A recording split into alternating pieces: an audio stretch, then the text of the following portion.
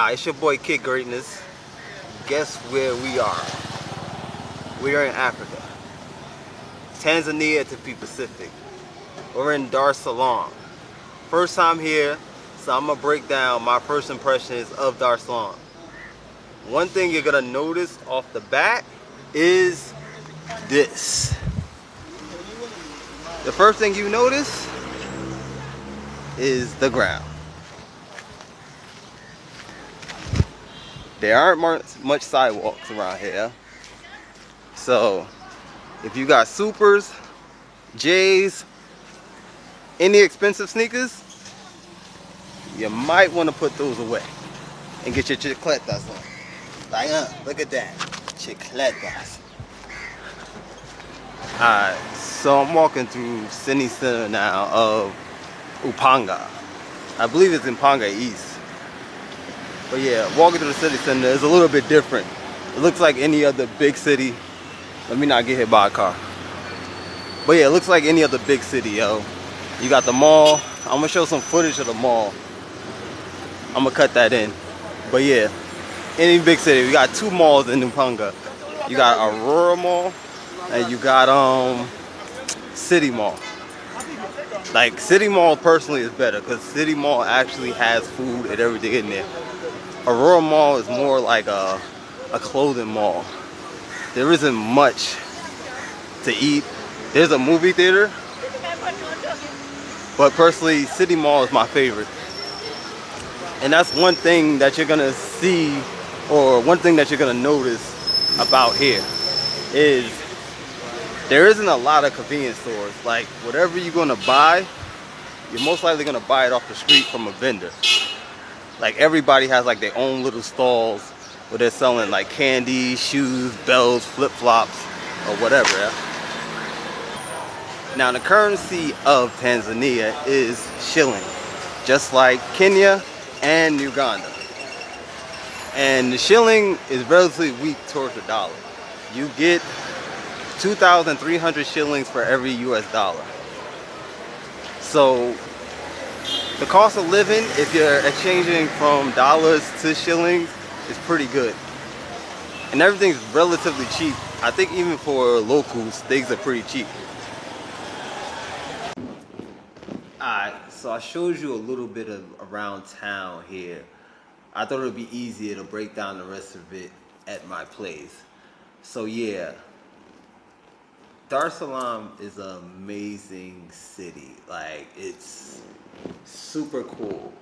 And my first week here, like, I really love it. Like, the people are super nice. I haven't ran into like any troubles. Everybody's been like super helpful. And the English proficiency level is pretty high here.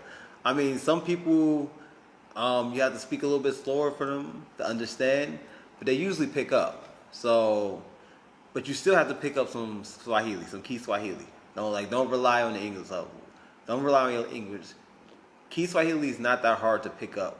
It's a really simple language. They only have some kind of like intricacies with the noun classes. I don't want to get too much into detail, but the language is really easy to pick up. Like, I studied it for like probably like 2 weeks, and I can understand certain things. I can ask for food, ask for water, stuff like that. So don't be afraid of the language. The language is not super complicated.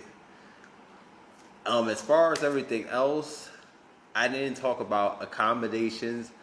Accommodations are fairly cheap out here. Most of the places you can stay in a guest house from as little as like $15 a night. Now, if you want to stay into like a Western hotel, you're going to pay a little bit more. You're looking at probably $50 and up. For the really, really nice ones, probably $100 a night. Just like any other major city you go to. But I think you would be fine. Like, I stayed in two guest houses. One was like $17 a night and one was $20 a night. And they both were perfect for what I needed. They were super comfortable. The staff was super helpful.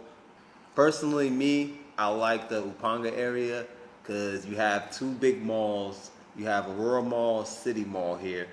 And it's fairly easy to get whatever you need. There's a bunch of restaurants. Not to say that The Masaki area is not easy to get what you need, but I'm personally just a city person, so I like seeing the chaos. Like you see me walking through the market, like I live for that. Like what is going on with my hair? I don't understand why this hair is sticking up. But yeah, personally I like the chaos. So that's why personally I come and stay in the city. That's usually where you get the true vibe of the city too. Like if you stay in the tourist area, you get a different vibe. It's kind of like Bangkok when you stay only on Sukhumvit. You're gonna have a totally different vibe if you left Sukhumvit and you went into like the smaller towns or the smaller areas. Like don't just stay in the tourist area. Branch out, see the city district, like the central business district, the city center, and also see outside of that. See like here you got Kinadoni, which is that's more like a rural area. It's kind of still city. It has a city side, but on one side is more like locals. Like you have the small little restaurants outside and everything.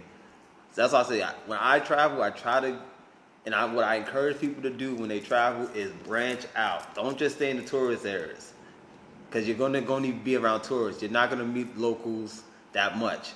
And then the locals you do meet, they're gonna kind of be like try to get to an area where locals are, so they can actually tell you, like I'll give you an example. I went to this like little local restaurant and had a conversation with a guy, and he broke down certain things that I would have never even thought of, or I never would have thought of to ask somebody, and he broke it down to me.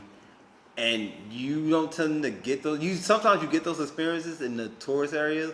Food is cheap. Like I'm gonna cut in when I was actually in the mall ordering some food. Like today, I ate some chuzi, which is like some beef stew, which was like excellent. It was 13,000 shillings, which is $5.60 US, and like it was amazing. And like majority of the food here is like you have enough food to like feed 2 people.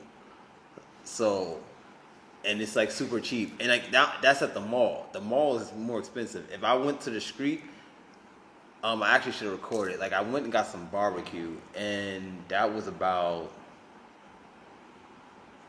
like 10,000 shillings, and it was a big plate. Actually, I might go back there and actually get the food so I can actually cut that into this video, but I don't know yet if I'm gonna do that. But yeah, accommodations are super cheap. The people are super nice. The food is cheap and good, and the nightlife is kind of crazy. But the nightlife is good. I'm still exploring the nightlife, so I don't want to give my final verdict on the nightlife. But so far, I like the nightlife. They got a bunch of clubs out here. They have clubs like everywhere. They really have clubs everywhere. I'm finding a new club every day. But some of the big clubs that like tourists are at are Masaki, Elements. You got Havoc. They're all in the same area. They're all in the Masaki area. But then you can go to the Senza area. You got like Le Chaz, Ambiance. Actually, I don't really know what this club. There's another club I went to. It's called Tips. That club is super packed, and they play straight American hood music.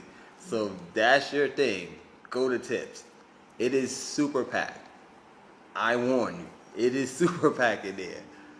So be prepared for that. But yeah, for my first impressions of being here, like I love the city. Like Dar es Salaam is like it's fire. It's super fire. And I would recommend people come and check it out. I'm going to be dropping more videos as I stay here longer, but I just wanted to give this video for my first impressions of my first week in Dar es Salaam.